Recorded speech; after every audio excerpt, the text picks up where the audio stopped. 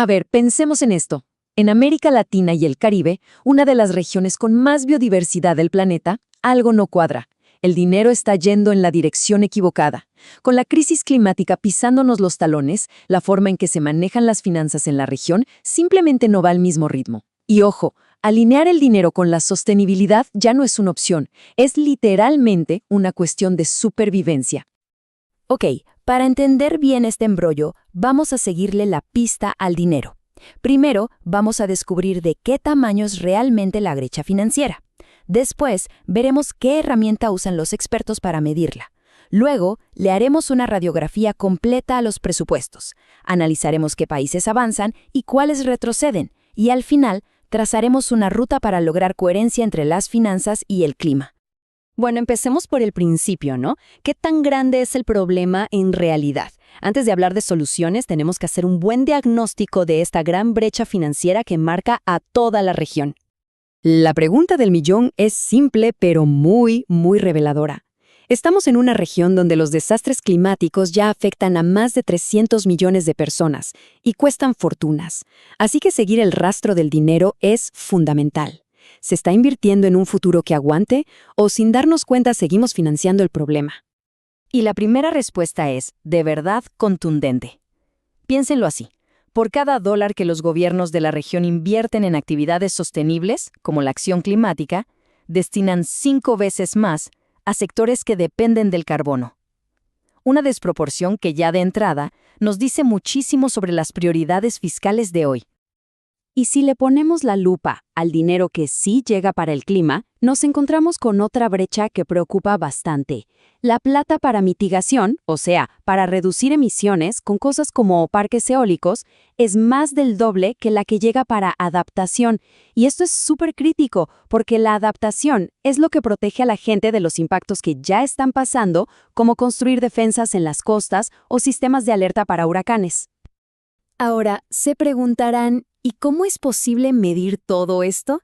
Pues la clave está en una especie de escáner financiero, que se llama Índice de Finanzas Sostenibles o IFS 25. Lo desarrollaron expertos de la región y es una herramienta esencial para ver, con datos duros, a dónde se está yendo cada dólar. Miren, el índice funciona como una balanza y analiza 4 flujos de dinero. Primero, del lado de los ingresos, mide los ingresos sostenibles, o sea, todo ese dinero bueno, el positivo, que entra a los países para cuidar la biodiversidad y para luchar contra el cambio climático. Y claro, en el otro lado de la balanza de ingresos están los ingresos intensivos en carbono. Aquí se cuenta toda la plata que los gobiernos sacan de explotar petróleo, gas y minerales, lo que, al final del día, nos mantiene atados a los combustibles fósiles. Después, el índice repite el ejercicio, pero ahora con el gasto. Mide los presupuestos sostenibles, es decir, cuánto dinero público se invierte directamente en un futuro verde, en energías renovables, en transporte limpio, en proteger la biodiversidad, todo eso. Y finalmente, su contraparte, el presupuesto intensivo en carbono. Este es el dinero que se va a subsidios y empresas estatales que contaminan. Es el gasto que, en la práctica, le pone el freno a la transición. Al comparar estos 4 puntos, el índice nos da una calificación final, una nota. Ok, con esa metodología ya clara, vamos a meternos de lleno en los resultados. Y lo que sale es una radiografía, de una profunda, pero profunda incongruencia fiscal en toda la región. Aquí vemos la brecha de 5-1 en el gasto público de una forma clarísima. Los gobiernos de la región gastaron 71.3 mil millones de dólares en sectores que le hacen daño al clima y solo 13.1 mil millones en actividades sostenibles. La diferencia es abismal y la gráfica no deja lugar a dudas. Pero si la brecha en lo que se gasta es grande, la de los ingresos es todavía más brutal. Los ingresos que los países reciben de actividades que dependen del carbono son en promedio 11 veces más altos que los ingresos que reciben para la sostenibilidad.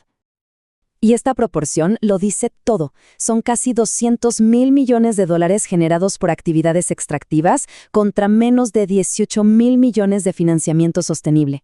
Esto no es una casualidad, es el reflejo de una dependencia económica muy profunda. El 92% de los ingresos que se analizaron vienen de actividades intensivas en carbono. Pero ojo, estos promedios regionales esconden realidades muy, muy diferentes. Así que ahora pasemos a ver cómo se ve esto a nivel de país, porque el panorama no es para nada parejo. Hay líderes, hay quienes se están quedando atrás y hay casos muy particulares. La situación varía un montón entre países. Panamá, por ejemplo, va a la cabeza de la región porque consigue mucho financiamiento internacional. Del otro lado, Ecuador es el que más depende de los ingresos por combustibles fósiles. Pero hay otra brecha que es clave: el acceso al dinero. Los gigantes económicos como Brasil, México y Colombia se llevan la mayor parte del financiamiento climático. Mientras tanto, las naciones más vulnerables de Centroamérica y el Caribe, que son las que más lo necesitan para adaptarse, pues se quedan rezagadas. Entonces, ¿cómo cerramos estas brechas? La cosa es que los datos no solo nos muestran el problema, sino que también nos marcan un camino bastante claro para por fin alinear las finanzas públicas con los compromisos que tenemos sobre el clima. Las recomendaciones apuntan a un cambio de fondo, un cambio sistémico.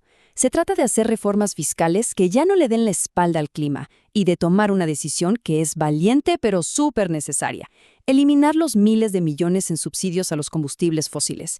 Ese dinero se puede y se debe redirigir a la acción climática, y todo esto bajo un marco de total transparencia y con planificación a largo plazo. Y no nos olvidemos que esto no es solo una buena idea, es un compromiso global. El artículo 2.1c del Acuerdo de París, que firmaron casi todos los países de la región, exige justamente esto: hacer que todo el dinero público y privado sea coherente con un futuro bajo en carbono y que pueda aguantar los golpes del clima. Los datos y las herramientas como el IFF 25 nos muestran, con una claridad que no habíamos tenido antes, dónde están las brechas y cuál es el camino a seguir. La gran pregunta que queda flotando es si quienes toman las decisiones van a actuar con la velocidad y la ambición que la crisis climática nos exige. ¿Se logrará rediseñar toda la arquitectura fiscal a tiempo? El futuro de la región depende de eso.